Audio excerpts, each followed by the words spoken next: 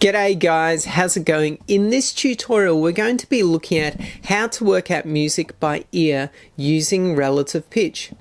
Now when I was a teenager I actually tried to learn perfect pitch, however it was like asking a pig to fly. It was just too hard for me to remember the sound of a single note because single notes are not that memorable. Now, if you don't know what perfect pitch is, it is being able to tell the sound of a single note without the comparison of any other note.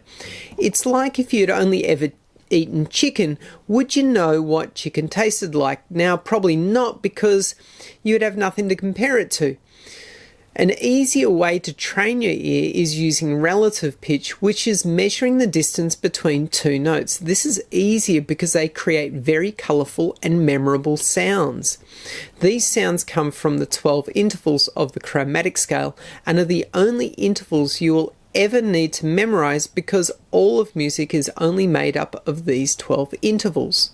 Here we have a piano slide ruler with the chromatic scale written out as numbers, as you can see here. I have grouped the numbers into coloured categories, which will make it easier for you to remember. Think of it like the categories we have for food. For example, chili and horseradish I would class as hot flavours, cinnamon and ginger I would class as warm flavours, and milk and yogurt I would class as cool flavours. The categories I will be using are very tense intervals are orange, and they sound like this.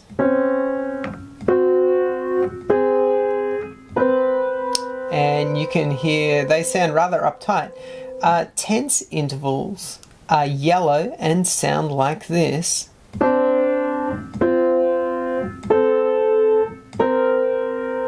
And they sound a little unfinished. And then we have the green intervals, which are relaxed, and they sound like this.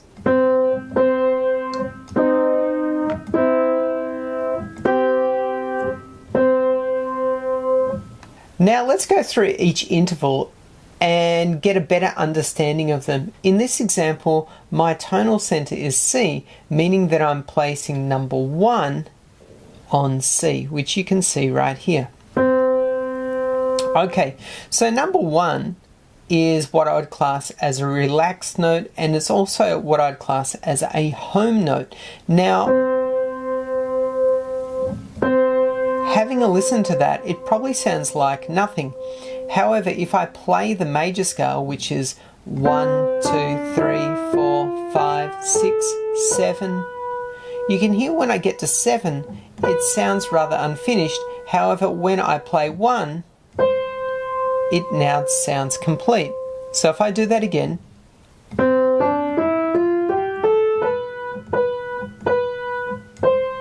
okay, so 1 is usually the note you hear at the end of a song when the song needs to finish. Okay, the next note we have here is a flat 2.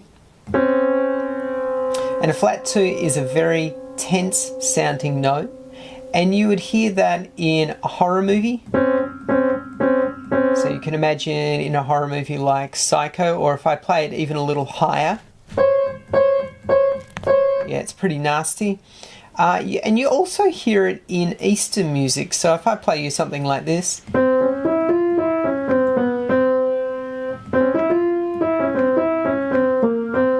Okay, so it sounds very Eastern. Okay, the next note we have here is 2.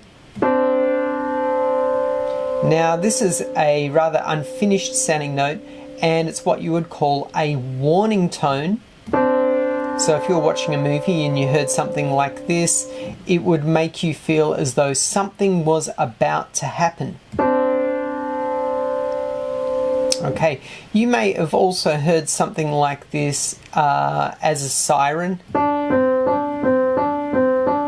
like an ambulance, or maybe a police car. Okay, moving on to the next one, we now have a flat 3. Now flat 3 actually sounds sad. Now if I add the 5th here, which makes a minor chord, you can probably hear that a little bit easier. It does sound rather sad.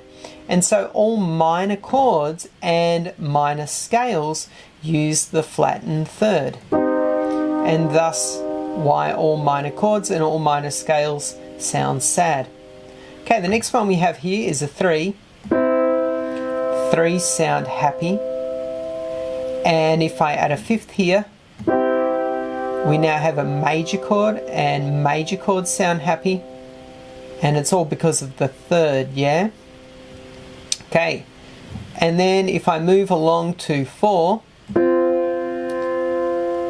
4 sounds a little unfinished, and if I come back to 3, you'll hear that it sounds a little unfinished, because 3 now sounds complete and finished. However, 4 is a very lovely sounding note, and you may have heard it maybe in a Led Zeppelin song.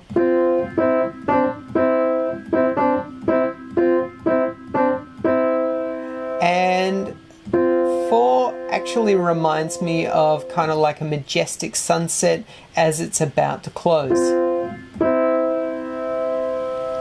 Okay, the next one we have here is a flattened 5th. It's a rather tense sounding chord. Its name is actually the Devil's Chord. And back in the day, if you were caught composing music with the Devil's Chord, you would have your head removed. So it's pretty brutal, but it's quite good in metal. You actually hear it a lot in heavy metal music. Then we have a 5th. The 5th is actually the closest thing that we have to 1. And so if 1 is our home note, then the 5th would be our holiday house. It's also a very strong sounding note, so it has a lot of strength to it. The next one we have here is a flattened 6th.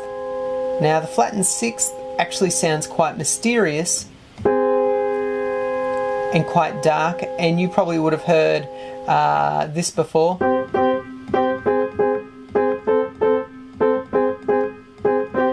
Yeah, the James Bond theme, so quite a mysterious sounding note and quite tense as well. Then we have 6. 6 is a quite sunny and pleasant sounding note, and we actually hear it in that classic blues riff, which is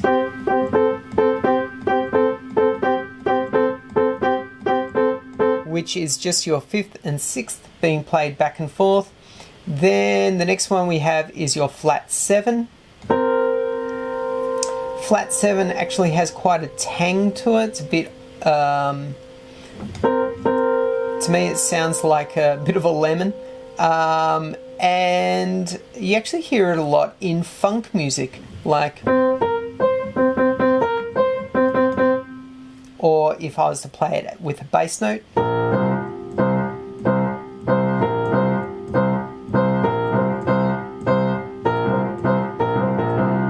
So quite a funky sounding note. So I actually just like to call it funky tension. Then the next note we have is 7. And this is a very brutally tense note. And of course this is leading back to 1. And so if I play that major scale one more time, you can hear how tense it sounds. And then finally hitting on 1. And so if you wanted to be a bit mischievous, the next time you come up to a piano, maybe play your major scale but end on 7. And if you leave the room, I tell you what, someone's going to be in that room and is going to be up looking for where 1 is. There you go, put you out of your misery. After you've been practicing this method for a good amount of time, you'll be able to hear these numbers when you listen to music. Now, for example, when a song ends, it usually ends on 1. And if a song is sad, you can safely assume it has a flat 3 in it. And if it's happy, it's going to have a 3. You will also need to work out which alphabetical is the main tonal center of the song, or to put it into layman's terms, which note is 1. You can do this by going to the end of a song and working out the last note, as most songs will finish on 1. The most important thing to remember is to know which number you are playing and associate that number to the sound description you have for it. Then after a while you will soon remember the sound of the number you are playing, and this is exactly the same way we train our tongues to taste flavour.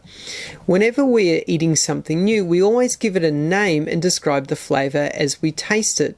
It's also important to think about the number you are playing rather than the alphabetical, because if you are thinking alphabetically, you will need to be good at converting it quickly into numbers to take advantage of the relative pitch system. So it's far easier to be already thinking in numbers because there is one less calculation. Lastly, learning music by ear is like cooking. If you only ever follow recipes, you will never need to know what the flavors taste like. Much like if you only ever play music that others have written, you will never need to know what the notes sound like. And if you want to improve your ear, the easiest way to do this is to create your own music, which will force your ear to really listen. So, what has been your experience with learning music by ear, and did you know that each interval had its own sound? I'd love to hear from you, so please leave your advice in the comments, and if you'd like to see more tutorials like this, please hit the subscribe button so you're notified when the next one is released. And thanks for watching, guys, and see you in the next tute. Bye!